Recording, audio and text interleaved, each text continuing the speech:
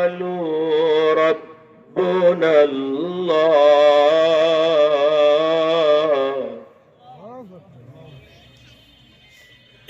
إن الذين قالوا ربنا الله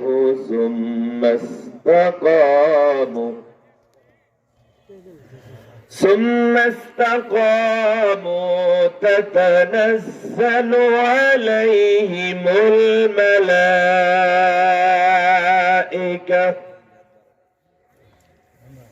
ألا تخافوا ولا تهزنوا وأبشروا بالجنة التي كنتم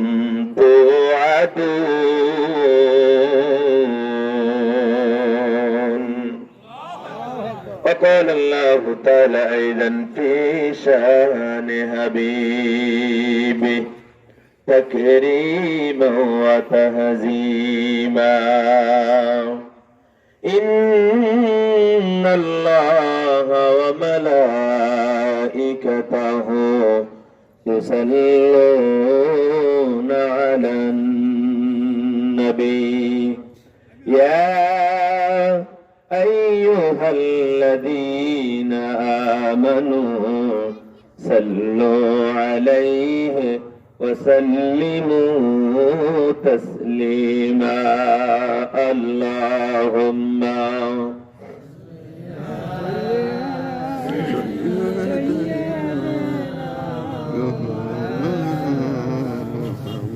وعلى آل سيدنا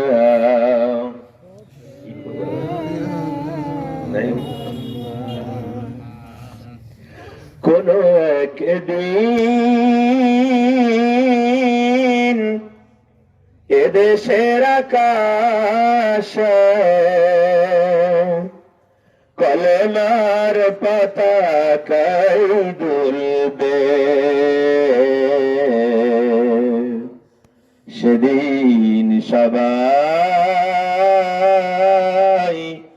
খোদাই বিধান পে দুঃখ বেদনা ভুলবে ঠিক না কোন একদিন এদেশের আকাশে কলেমার পতাকাই দুলবে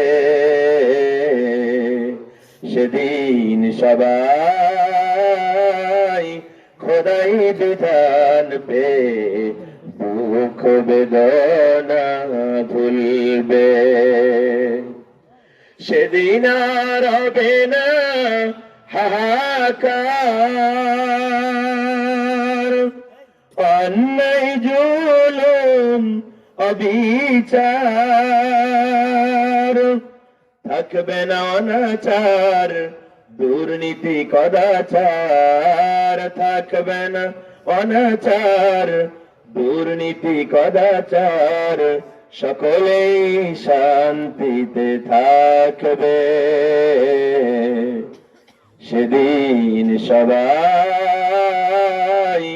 খোদাই বিধান পে দুঃখ বেদনা ভুলবে কোন একদিন একাকিনী রমণী নির্জন পথে যাবে কোন জন কটু কথা কবে না কোন জন পথে ঘাটে সম্পদের মোহে খুন আর রাহাজানি হবে না সেই দিন আর নেই বেশি দূরে সেই দিন আর নেই বেশি দূরে আর কিছু পথ গেলেই মিলবে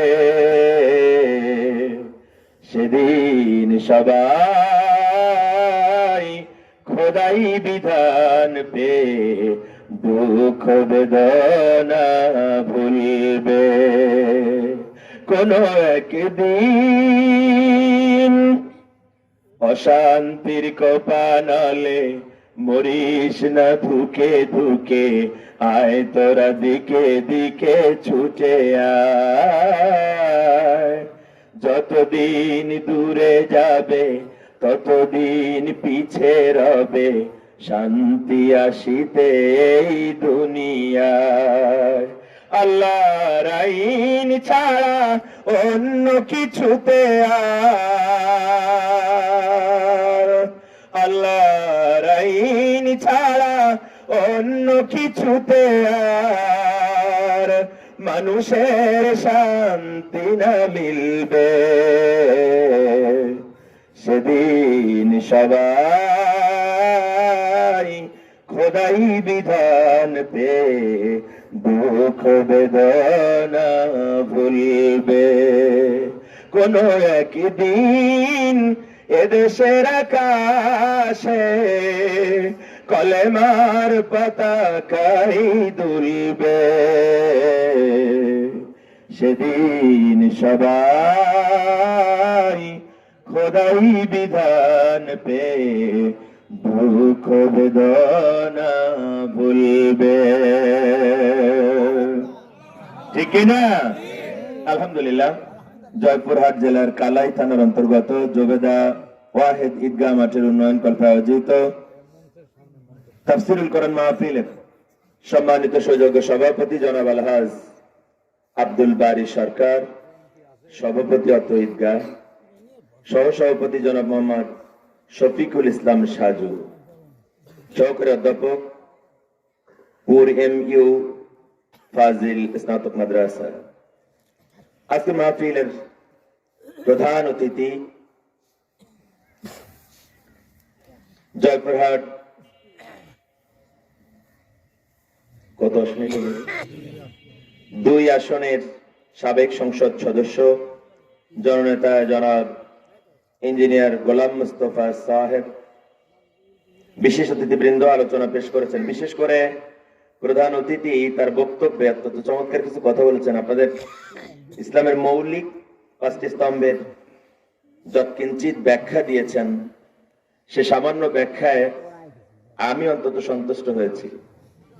ইসলাম সম্পর্কে ওনার যে সফট কর্নার, ইসলাম সম্পর্কে ওনার যে নলেজ, আমি সেটাকে অ্যাপ্রিশিয়েট করছি, আমি স্যালুট জানাচ্ছি। আল্লাহ রাব্বুল আলামিন তার গোলামটিকে আমৃত্য কোরআনের প্রচার আর প্রসারের জন্য কবুল করুন, বলে আল্লাহুম্মা আমিন। আজকের মাহফিলে বিশেষ অতিথিবৃন্দ, আলোচক বৃন্দ, বিশেষ করে আলোচনা পেশ করেছেন হাফেজ আবু ইউসুফ সাহেব। একটু আগে আলোচনা পেশ করেছেন বড় ভাই তুল্য জনাব হযরত মাওলানা আমিনুল্লাহ, সুপার বড়াইল বাকসুন দাখিল মাদ্রাসা সহ উপস্থিত সম্মানিত উলামা হযরত, পরম শ্রদ্ধেয় মুরব্বিয়ানে কেরাম, বিভিন্ন রাজনৈতিক দলের নেতা এবং কর্মী ভাইয়েরা, দূর দূরান্ত থেকে আগত, নিকটতম পল্লী থেকে সমাগত প্রাণপ্রিয় তাওহীদি জনতা, পদ্মান্তরাল অবস্থানরত আমার মা ও বোনেরা, সবাইকে আরো একবার সালাম, আসসালামু আলাইকুম ওয়া রাহমাতুল্লাহ। আমরা আল্লাহ রাব্বুল ইজ্জত আল জালাল তার শুকরিয়া আদায় করছি যে মহান মনিব ফ্যাসিজমের কবর রচনার পর একটি খোলা পরিবেশে, ভয়ডরহীন পরিবেশে কোরআনের মাহফিল আয়োজন করবার সুযোগ দিয়েছেন যে মাহবুব, যে মনিব, যে রব, সে আল্লাহর জন্য শুকরিয়া আদায় করছি। আমরা বলছি আলহামদুলিল্লাহ। আরেকটু আওয়াজ দিয়ে বলেন তো আলহামদুলিল্লাহ। রব্বানা লাকাল হামদ হামদান কাসীরান তাইয়্যিবান মুবারাকান ফীহি, ইয়া রাব্বি লাকাল হামদ কামা ইয়ানবাগি লিজালালি ওয়াজহিক ওয়া আযীমিস সুলতানিক। শুকরিয়া করলেন কার? সকল অবস্থায় শুকরিয়া হবে কার? আমরা যদিও 16 বছর যন্ত্রণায় ছিলাম, কিন্তু এক মুহূর্তের জন্য আল্লাহ শুকরিয়া আদায় করতে ভুলি নাই। আপনারা এটা সাক্ষী, ঠিক কিনা? আজকে মুক্ত পরিবেশে আরো একবার বলছে আলহামদুলিল্লাহ। বিশ্ব নবীর প্রতি দুরূদ আর সালাম, যে রাসূলের আনিত বিধানের কাছে মাথা নত করা ছাড়া ইহকালীন শান্তি আর পরকালীন মুক্তির কোনো সম্ভাবনা নাই, যে নেতার নেতৃত্বের অনুকরণ আর অনুসরণ ছাড়া এই পৃথিবী দুর্নীতি মুক্ত, স্বজন প্রীতি মুক্ত, সন্ত্রাস খুন রাহাজানি মুক্ত হতেই পারে না। সেই লিডার অফ দ্য ওয়ার্ল্ড, বিশ্ব নেতা, বিশ্ব নবীর জন্য আমরা পড়ছি সাল্লাল্লাহু আলাইহি ওয়াসাল্লাম। রুহের মাগফিরাত কামনা করছি আমাদের আপনজন প্রিয়জন, বিশেষ করে আমাদের পিতামাতা যাদের কবরে, আল্লাহ রাব্বুল আলামিন তাদের সবাইকে মাফ করে দিয়ে জান্নাতুল ফেরদাউসের মেহমান হিসেবে কবুল করুন বলে আল্লাহুম্মা আমিন। শহীদ ভাইদের শাহাদাতের সর্বোচ্চ মর্যাদা কামনা করছি, যাদের রক্তের উপরে দাঁড়িয়ে ইসলাম আমাদের পর্যন্ত পৌঁছে গিয়েছে, আল্লাহ রাব্বুল আলামিন তাদেরকে জান্নাতের উচ্চ মাকাম দান করুন বলে আল্লাহুম্মা আমিন। বিশেষ করে জুলাই আগস্ট বিপ্লবে যে বিপ্লবীরা শাহাদাত বরণ করেছেন, সেই সহস্রাধিক ছাত্র জনতার জন্য আল্লাহর কাছে ফরিয়াদ জানাই, রব্বুল আলামিন তুমি তাদেরকে শহীদ হিসাবে কবুল করে নাও। সম্মানিত ভাইরা, আমরা কোরআনুল কারীম থেকেই আলোচনা শুনবো ইনশাআল্লাহ। আমি ভূমিকায় কোনো কথা না বলে সরাসরি আলোচনায় যেতে চাই। আপনারা প্রস্তুত আছেন? সবাই সবাই রেডি? সবাই মনে রেডি নেই? সবাই রেডি? একটু তাকবীর দেন তো। নারায়ে তাকবীর, নারায়ে তাকবীর। আল কোরআনের আলো, আল হাদিসের আলো। ভুলে গেছেন মনে আছে সবাই বলে না। আমি যা বলছি আপনারা যাই বলেন, ঘরে আগে জানলেন তারপরে না সংসদে যাবেন, ঘরে না জ্বললে সংসদে জ্বলবে না। এটা সিস্টেম। কোরআন সিস্টেমেটিক্যাল ওয়েতে আমাদের লাইফ লিড করতে বলে। আপনি যখন তখন যেখানে যা কিছু করে ফেলবেন, এটা ইসলাম সাপোর্ট করে না, এটা কোরআনের সিস্টেমও না। আপনি সালাত আদায় করবেন, ইসলাম বলে তার আগে তুমি পবিত্র হও, পবিত্র পোশাক পরো, পবিত্র জায়গায় দাঁড়াও, তারপরে সালাত আদায় করো।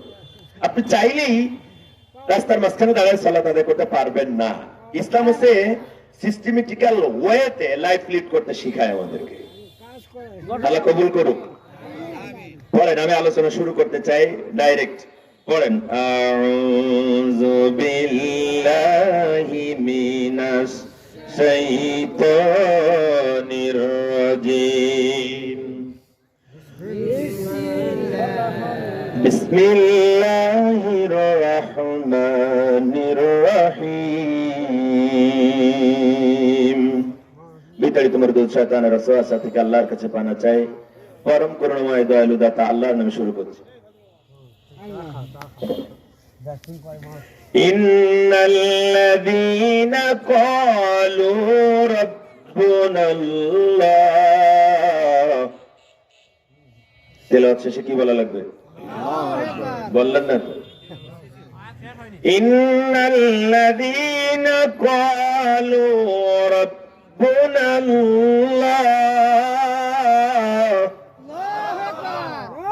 নিশ্চিত ভাবে যারা বলে আল্লাহ আমার রব, সুম্মাস্তাকামু,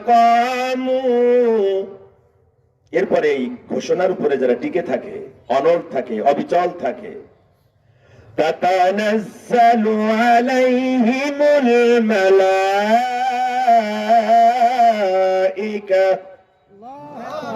আল্লাহ বলেন যারা রবের ঘোষণা দিয়ে তারপরে টিকে থাকবে, ওদের কাছে আমার পক্ষ থেকে ফেরেশতা নাজিল হয়ে যাবে। ফেরেশতা এসে বলবে, আল্লা তাখাফু ওয়া লা তাহজানু ওয়া আবশিরু বিল জান্নাতিল্লাতী কুনতুম তুআদুন। ও আল্লাহর বান্দা, ভয় পাইও না, চিন্তা করো না, ওই জান্নাতের খবর পেয়ে খুশি হয়ে যাও, যেই জান্নাতের ওয়াদা তোমাদের সঙ্গে করা হয়েছে। কথাটা কার? আল্লাহ বলছেন নিশ্চিত ভাবে যারা বলবে আল্লাহ আমার রব, এবং এই রবের ঘোষণার উপরে যারা টিকে থাকবে, অনড় থাকবে, ওদের কাছে আল্লাহর পক্ষ থেকে ফেরেশতা নাজিল হয়ে যাবে। ফেরেশতা নাজিল হয়ে বলবে, খেয়াল করেন, আপনি যদি আল্লাহকে রব বলে স্বীকার করেন এবং ওই স্বীকৃতির উপরে যদি টিকে থাকেন, আল্লাহ বলছেন আমি ফেরেশতা পাঠাইয়া তোমাদের 5টা সুসংবাদ দান করব। কয়টা? 5টা। 1 নম্বর, ফেরেশতা বলবে ভয় পাইও না। 2 নম্বর বলবে চিন্তা করো না। 3 নম্বরে বলবে ওই জান্নাতের খবর পেয়ে খুশি হও যে জান্নাতের ওয়াদা তোমাদের সঙ্গে করা হয়েছে। এখানে শেষ না, ফেরেশতা আরো বলতে থাকবে। কি বলবেন? নাহনু আউলিয়াউকুম ফিল হায়াতিদ দুনিয়া ওয়া ফিল আখিরাহ। ও আল্লাহর বান্দা, যারা রবের স্বীকৃতির উপরে টিকে থাকবে, আমরা ফেরেশতারা দুনিয়া এবং আখিরাতে তোমাদের বন্ধু হিসেবে থাকবো। শুধু তাই না, ওয়ালাকুম ফিহা মা তাশতাহি আনফুসুকুম ওয়ালাকুম ফিহা মা তাদদাউন।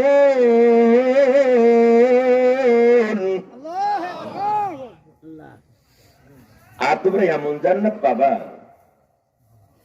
যেই জান্নাতে তোমাদের মনে যা চায় তোমরা তাই পেয়ে যাবা। সুবহানাল্লাহ। কে বলতেছেন এই কথা? রবের স্বীকৃতির উপরে যদি টিকে থাকতে পারো, আমরা ফেরেশতারা শুধু তোমাদের দুনিয়া আখিরাতের বন্ধু থাকবো না, বরং এমন জান্নাত পাবা যেই জান্নাতে তোমার মনে যা চায় তাই পেয়ে যাবা। নুজুলান মিন গফুরির রহিম। আর এই সবগুলো হচ্ছে তোমার রবের পক্ষ থেকে তোমাদের জন্য মেহমানদারির আয়োজন, যিনি ক্ষমাশীল এবং দয়ালু। আমার ভাইরা, আমি আপনাদের সামনে তেলাওয়াত করেছি কোরআনুল কারীমের 41 নম্বর সূরা। কত নম্বর সূরা? 41 নম্বর সূরা, সূরা হামিম সাজদা। কোন সূরা? হামিম সাজদা। এই সূরা হামিম সাজদার 30, 31 আর 32 এই 3টা আয়াত আমি আপনাদের সামনে তেলাওয়াত করেছি। তাফসীরের হক হচ্ছে 5টা। কয়টা? 5টা। প্রথম হচ্ছে তেলাওয়াত, সহিহ তেলাওয়াত। 2 নম্বর হচ্ছে তার সরল অনুবাদ। 3 নম্বর হচ্ছে প্রেক্ষাপট বা শানে নজুল। 4 নম্বর হচ্ছে ব্যাখ্যা বিশ্লেষণ। 5 নম্বর হচ্ছে শিক্ষা। কথা কি বুঝাইতে পারলাম? এই 5টা ধাপে যদি কোরআন থেকে আলোচনা না হয় তাহলে ওটা তাফসীর নয়। কথা বুঝাইতে পারলাম কিনা? আপনি আপনার ইচ্ছে মতো গান, গজল, কেসা কাহিনী বলবেন, এটা তাফসীর হবে না, এটা অন্য কিছু হবে। তাফসীর হতে গেলে অন্তত এই ন্যূনতম 5টা হক আদায় করে কোরআন থেকে কথা বলতে হবে, ইনশাআল্লাহ। তো তাহলে আমরা আজকে এমন এক সূরা থেকে আলোচনা করব যার ক্রমিক নম্বর হচ্ছে 41। সূরার নাম হচ্ছে সূরা হামিম সাজদা। আলোচনা করব 30, 31 আর 32 নম্বর আয়াতের। এর মাধ্যমে আমরা জানার চেষ্টা করব, আল্লাহ বললেন যারা বলবে আল্লাহ আমার রব এবং এই রবের স্বীকৃতির উপরে যারা টিকে থাকবে। মূলত আলোচনা আজকে এই দুটো। একটা হচ্ছে আল্লাহকে রব বলে স্বীকার করতে হবে, আর 2 নম্বর ওই স্বীকৃতির উপরে টিকে থাকা লাগবে। এখন কিভাবে আল্লাহকে রব বলে স্বীকার করব আর কিভাবে টিকে থাকবো, এটাই মূলত আলোচনা। কিন্তু এইটা যদি, এই দুটো কাজ যদি আমরা করি, পুরস্কার কয়টা? 5টা। এখন নাজিলের প্রেক্ষাপট কি? 25 থেকে 30 নম্বর আয়াত পর্যন্ত, 26 থেকে 30 নম্বর আয়াত পর্যন্ত জাহান্নামীদের সম্পর্কে আল্লাহ রাব্বুল আলামিন এখানে আলোচনা করেছেন। জাহান্নামে কারা যাবে, জাহান্নামীদের ভয়াবহতা, শাস্তির ভয়াবহতা এবং তাদের কিছু আচরণ, তাদের উপরে আল্লাহর গজব, আল্লাহর লানতের কথা এখানে আলোচনা করেছেন এবং তাদেরকে জাহান্নামের প্রচন্ড শাস্তির ভয় দেখিয়েছেন। আল্লাহ রাব্বুল আলামিনের সুন্নাত হচ্ছে আল্লাহ যেখানে শাস্তির কথা বলেন ঠিক তারপরে ক্ষমার কথা বলে দেন। আল্লাহ যেখানে গজবের কথা বলেন তারপরেই তার রহমতের বর্ণনা দেন। আল্লাহ রাব্বুল আলামিন যেখানে জাহান্নামের কথা বলেন তার অব্যবহিত পরেই আল্লাহ রাব্বুল আলামিন জান্নাতের কথাও বলেন। তারই ধারাবাহিকতায় রব্বুল আলামিনের সেই সুন্নতের ধারাবাহিকতায় জাহান্নাম আর জাহান্নামীদের ব্যাপারে, তাদের আযাব আর গজবের ব্যাপারে কথা বলার পর রব্বুল আলামিন এবার বললেন, ও আমার বান্দারা, যারা তোমরা ঈমানদার, এটা তো কাফেরদের জন্য, যারা অস্বীকার করবে কোরআন, যারা অস্বীকার করবে আমি রবকে, তাদের জন্য তো আমি শাস্তির বিধান রেখে দিলাম, কিন্তু যারা তোমরা আমাকে স্বীকার করে নেবে, তোমাদের জন্য আমি ব্যবস্থা রেখে দিয়েছি। আল্লাহ রাব্বুল আলামিন বললেন, ইন্নাল্লাযীনা ক্বালু রাব্বুনাল্লাহ সুম্মা ইসতাকামু তাতানাজ্জালু আলাইহিমুল মালায়েকা। আমরা ব্যাখ্যায় চলে গেলাম। রব্বুল আলামিন বলেন, ইন্না দিয়ে বলতেছেন, প্রথমে ইন্না নিশ্চয়ই, বেশক, অবশ্যই, হোয়াই নট। আল্লাহ রাব্বুল আলামিন বললেন, নিশ্চিত ভাবে যারা বলবে আল্লাহ আমার রব। আল্লাহ যখন ইন্না ব্যবহার করেন, উলামায়ে কেরাম জানেন, যারা নিয়মিত কোরআন তেলাওয়াত করেন, বোঝার চেষ্টা করেন, তারা জানেন আল্লাহ যখন ইন্না শব্দ ব্যবহার করেন, তখন পরবর্তী কথার নিশ্চয়তা বিধানের জন্য তা করেন। আল্লাহ রাব্বুল আলামিন নিশ্চয়তা দিয়ে বললেন, নিশ্চিত ভাবে যারা বলবে আল্লাহ আমার রব, আর এই রবের স্বীকৃতির উপরে যারা টিকে থাকবে, ওদের কাছে আল্লাহর পক্ষ থেকে ফেরেশতা নাজিল হয়ে যাবে। সুবহানাল্লাহ বলবেন না?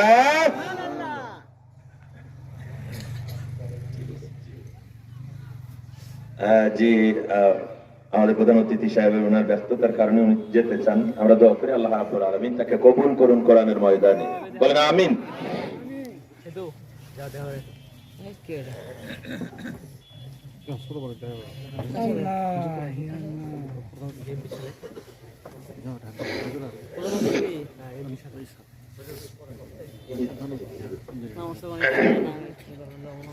আমার ভাইরা, যারা বলবে আল্লাহ রব আর ওই স্বীকৃতির উপরে যারা টিকে থাকবে, ওদের কাছে ফেরেশতা নাজিল হবে। সুবহানাল্লাহ বলবেন না? তার মানে আপনিও যদি এখনো রবের স্বীকৃতির উপরে যদি টিকে থাকার চেষ্টা করেন, তাহলে আপনার কাছে প্রয়োজনীয় সময় আল্লাহর ফেরেশতা নাজিল হয়ে যাবে। ফেরেশতা নাজিল হয়ে খেলতে হবে না। কথা কি বোঝেন? ফেরেশতা এসে বলবে, ও রবের স্বীকৃতির উপরে টিকে থাকা মানুষগুলো, আল্লাহর বান্দারা, যারা তোমরা রবের স্বীকৃতির উপরে টিকে আছো, তারা ভয় করো না, চিন্তা করো না। এই কথা দিয়ে বোঝা যায় রবের স্বীকৃতির উপরে টিকে থাকাটা নরমালি কোনো ব্যাপার না, মামুলি কোনো ব্যাপার না।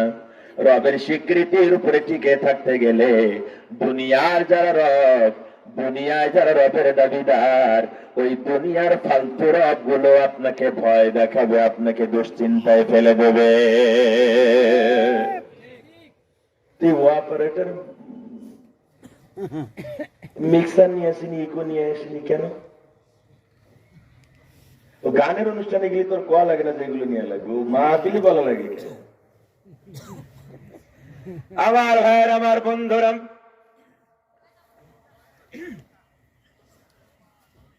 আল্লাহ বলেন রবের স্বীকৃতির উপরে যারা টিকে থাকবে, ফেরেশতা যায় বলবে ভয় পাও না, চিন্তা করো না। তার মানে ওদেরকে ভয় দেখানো হবে, ওদেরকে চিন্তায় ফেলে দেয়া হবে। তাই ফেরেশতা এসে বলবে ভয় পাও না, চিন্তা করো না। কথা ঠিক কিনা? তার মানে বোঝা যায় রবের স্বীকৃতির উপরে টিকে থাকা এমন ব্যাপার, যখন আপনি রবের স্বীকৃতির উপরে টিকে থাকতে যাবেন, আল্লাহ ছাড়া আর কাউকে যখন মানবেন না, আল্লাহর আইন ছাড়া, আল্লাহর বিধান ছাড়া, আল্লাহর হুকুম ছাড়া, আল্লাহর কর্তৃত্ব ছাড়া যখন আপনি আর কিছু মানতে চাইবেন না, তখন যারা দুনিয়ায় খোদার দাবিদার, দুনিয়ায় যারা রুবুবিয়তের দাবিদার, দুনিয়ায় যারা বলবে আমরা আমাদের তৈরি করা আইন দিয়ে চালাবো, ওরা তখন আপনাকে মামলার ভয় দেখাবে, হামলার ভয় দেখাবে, কোরাসফায়ারের ভয় দেখাবে, রিমান্ডের ভয় দেখাবে, আয়না ঘরে নিয়ে অত্যাচার করে ভয় দেখাবে, এমনকি ফাঁসির দড়িতে ঝুলিয়ে আপনাকে ভয় দেখাবে। ঠিক না? আপনাকে চিন্তায় ফেলে দেবে। আর এখন যদি আমি মানব রচিত বিধানের বিরোধিতা করি, আল্লাহর আইন যদি চাই, তাহলে আমার চাকরি চলে যাবে, এমামতি চলে যাবে, নেতৃত্ব চলে যাবে, কর্তৃত্ব চলে যাবে। তাহলে আমার স্ত্রী আমার সন্তানদেরকে কিভাবে লালন পালন করবে, আমার জীবন কিভাবে চলবে, এই রকমের বহু দুশ্চিন্তা আপনাকে গ্রাস করে বলবে। কথা ঠিক কিনা? আমার আল্লাহ বলেন, বান্দা আমি তোমার এমন রব, যখন রবের স্বীকৃতির উপরে টিকে থাকার কারণে ওরা যখন তোমাকে প্রচন্ড ভয় দেখাবে, ওরা যখন তোমাকে প্রচন্ড দুশ্চিন্তায় ফেলে দেবে, যখন তোমার সামনে বন্দুকের নাল তাক করে ট্রেগারে হাত দিয়ে যখন বলা হবে এখনো সময় আছে, ফিরে আসো আমাদের দিকে, নচেত গুলি করে দেওয়া হবে বুকে, অথবা ফাঁসির দড়ি গলায় ঝোলানোর আগে বলা হবে এখনো আত্মসমর্পণ করো, এখনো জীবন ভিক্ষা চাও, নচেত কিন্তু ফাঁসির দড়িতে ঝুলে মরা লাগবে। এই রকমের কথা যখন বলে, এই রকমের সিচুয়েশন যখন ক্রিয়েট হয়ে যায়, তখন আল্লাহ রাব্বুল আলামিন বলেন, তুমি যে মানবিক কারণে ভয় পাও, তোমার ওই ভয় দূর করার জন্য আমার পক্ষ থেকে ফেরেশতা নাজিল হয়ে তোমাকে বলবে ভয় করো না, চিন্তা করো না। এখন আপনার অভিব্যক্তি যদি হয় এরকম, কেন ভয় করব না, কেন চিন্তা করব না, আমাকে যে প্রচন্ড ভয় দেখানো হচ্ছে, আমাকে ধরে নিয়ে ক্রস ফায়ারের নামে রাস্তার মাঝে দাঁড় করিয়ে তো আমাকে গুলি লোড করা পিস্তল দিয়ে আমার বুকে ঠেকিয়ে বলা হচ্ছে ট্রিগার চেপে দেবো, তাহলে কেন ভয় পাবো না? আমরা তো এমন এক বিপদে আছি, দীর্ঘদিন ধরে বছরের পর বছর ধরে ওলামায়ে কেরাম মসজিদের মেম্বারে হক কথা বলতে পারে নাই, তাহলে চাকরি চলে গিয়েছে, পরের সপ্তাহে মামলাও হয়েছে। কথা বলেন নাকি? আমরা তো এমন এক ভুতুড়ে পরিবেশে ছিলাম, যেই সময়ে আলেমরা মঞ্চে বসে হক কথাগুলো বলতে পারে নাই, হক কথাগুলো বলতে গেলে সামনে থেকে মাইক কেড়ে নেওয়া হয়েছে, মামলার ভয় দেখানো হয়েছে, বাহিনী দিয়ে হামলা করা হয়েছে, পেটুয়া বাহিনী দিয়া। কথা ঠিক কিনা? এত কিছু যখন আমাদের সামনে হাজির, তখন আল্লাহর ফেরেশতারা আমরা যখন খাবারের চিন্তায়, চাকরির চিন্তায়, সন্তানের ভবিষ্যৎ নিয়ে যখন দুশ্চিন্তায়, তখন তোমরা কেন বলতেছো ভয় করো না, চিন্তা করো না, কেন বলতেছো এই কথা, কেন ভয় পাবো না? তখন ফেরেশতারা বলে ভয় পাবো না, তার কারণ হচ্ছে وَأَبْشِرُوا بِالْجَنَّةِ الَّتِي كُنْتُمْ تُوعَدُونَ।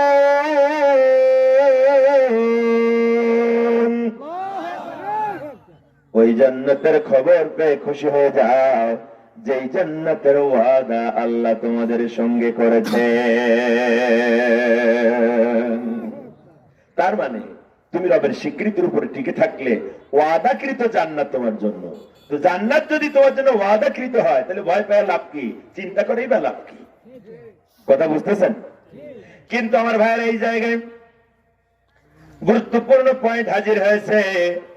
আল্লাহ তো বলতে পারতেন, যদি তোমরা ভয় চিন্তা উপেক্ষা করে যদি ইসলামের উপরে, একামত দ্বীনের উপরে যদি টিকে থাকতে পারো, তাহলে তোমাদের জন্য জান্নাতের ব্যবস্থা করা হবে, তোমাদের আমি জান্নাত দান করব, এমনটা আমার আল্লাহ বলতে পারতেন। কিন্তু আল্লাহ তা বলেন নাই। কথা বুঝতেছেন কিনা? আল্লাহ বললেন ইন কুনতুম তুআদুন, ওয়াদাকৃত জান্নাতের খবর পেয়ে খুশি হয়ে যাও। তার মানে বোঝা গেল রব্বুল আলামিন এর আগে আমাদের জন্য জান্নাতের ওয়াদা করে রেখেছে, ঠিক না? তাহলে জান্নাত আমাদের জন্য আল্লাহ ওয়াদা করেছেন। কি করেছেন? আল্লাহ কি ওয়াদা খেলাপ করে নাকি? নাউজুবিল্লাহ বলেন। ওয়াদা খেলাপ করে আমাদের নেতারা। কথা ঠিক কিনা? যা বলে তার উল্টো করে। কথা ঠিক কিনা? যদি বলে যে ভালো করবো, তাহলে নিশ্চিত ধরে নিতে হবে যে আমার বাস দেবে। কথা বলেন না কে? আল্লাহর কথা তো হক। তো আল্লাহ বলছেন তোমাদের জন্য আমি জান্নাতের ওয়াদা করেছি। তাহলে আল্লাহ যেহেতু ওয়াদা খেলাপ করবেন না, সেহেতু কালকে থেকে আর নামাজ রোজা হজ যাকাত কিছু দরকার নেই ভাই, যা মনে চায় তাই করবেন। কে হবে না? কেন হবে না? এখানেই তাফসিরের সার্থকতা। আপনি কেন তাফসির শুনতে আসবেন তার কারণ এখানেই আছে। আল্লাহ ওয়াদা খেলাপ করবেন না, তাহলে আবার আমি আল্লাহর আইন মেনে চলবো কেন? তার কারণ হচ্ছে আল্লাহ রাব্বুল আলামিন ফাও ফাও আপনার জন্য জান্নাতের ওয়াদা করেন নাই। আল্লাহ রাব্বুল আলামিন মাগনা আপনার জান্নাত দিবেন না। রাব্বুল আলামিন যখন জান্নাতের ওয়াদা করেছেন তখন কিছু শর্ত দিয়ে জান্নাতের ওয়াদা করেছেন। বলেন তো সে শর্ত কি? আমি তো বৃষ্টির ভিতরে আছি, কোন জায়গায় পড়লো? বলেন তো সে ওয়াদা কি? আল্লাহ কি ওয়াদা করছেন বলেন? আপনারা যে জান্নাত দেবে, তো সে জান্নাত দেওয়ার জন্য আল্লাহ শর্ত লাগাইছেন। কয়টা শর্ত লাগাইছেন জানিনি, ও আপনাদের ব্যাপার, পালে আপনারা পুরি দেখেন গে জানেন। আমাদের কি আর কাবিখা টিসিবি এগুলোর কাঠ পালাম কিনা এই নিয়ে আমরা ব্যস্ত আছি। কথা ঠিক কি না? না ভাই, শুধু এই নিয়ে ব্যস্ত থাকলে চলবে না। আপনার আসল কাজ হচ্ছে আল্লাহকে রব বলে স্বীকার করে সেই রবের স্বীকৃতির উপরে টিকে থাকা লাগবে। যদি না পারেন তাহলে জান্নাতের আশা করে কোনো লাভ নাই। জান্নাত এত সস্তা না যে আপনি চাইবেন আর অন্য আপনাকে দিয়ে দেওয়া হবে। দেওয়া হবে? দেওয়া হবে না? দেওয়া হবে না। আপনার স্ত্রী আপনাকে ভালো খাবার দেয় না যদি ভালো বাজার না করেন। কথা কয় না? তার মানে কি? তার মানে ভালো কিছু চাইতে গেলে নিজেকে ভালো কিছুর জন্য প্রস্তুত করা লাগে, ঠিক না? আমার ভাইয়েরা, আমরা বললাম রব্বুল আলামিন তুমি ওয়াদাকৃত জান্নাতের খবর দিলে, তো আমাদের তো জানা দরকার জান্নাতের ওয়াদা কোথায় আছে। কোথায় আছে? কোরআনুল কারীমে আল্লাহ জান্নাতের ওয়াদা করেছেন। আল্লাহ রাব্বুল আলামিন বলেন, ইন্নাল্লাহা আশতারা মিনাল মুমিনিনা আনফুসাহুম ওয়া আমওয়ালাহুম বিআন্না লাহুমুল জান্নাহ। সূরা তাওবা 9 নম্বর সূরা, সূরা তাওবার 111 নম্বর আয়াত। আল্লাহ রাব্বুল আলামিন বলেন, নিশ্চিতভাবে আমি আমার ইমানদারের, নিশ্চিতভাবে আমি ইমানদারের জান আর মাল কিনে নিয়েছি, বিনিময় আমি তার জান্নাত দান করব। কথা বোঝা যায়? আপনি জান্নাত চান? আমরা সবাই জান্নাত চাই? চাই? কারা কারা চাই দেখি তো হাত তোলেন। সবাই চাই? সবাই চাই? আল্লাহ কবুল করুন, বলেন আমিন। যারা জান্নাত চান, দুটো জিনিস আপনাকে বিক্রি করা লাগবে। কয়টা? কয়টা? তার মানে বোঝা গেল আপনি এখন বিক্রেতা আর আপনার দোকানের খরিদ্দার হচ্ছেন আরশে আজিমের মালিক। আল্লাহু আকবার। দুনিয়ার কোন নেতা, কোন মন্ত্রী, কোন বিজ্ঞানী এত সম্মান আপনাকে দেন নাই যত সম্মান দিয়েছেন আমার রব আপনাকে, আমাকে। আপনি কি ভাবতেছেন? আপনার সম্পদের আসল মালিক কে? আপনার জীবনের মালিক কে? আল্লাহ কয়, আমি সম্পদ দিলাম, আমি জীবন দিলাম, আবার আমি তোমার এটার মালিক বানাইলাম। মালিক বানায়া বললাম, বান্দারে যদি তুমি ইমানদার হতে পারো, আর ইমানদার হয়ে যদি তুমি তোমার মাল আর তোমার জান আমার কাছে বিক্রি করতে পারো রে বান্দা, তাহলে আমি তোমার জান্নাত দান করে দেব।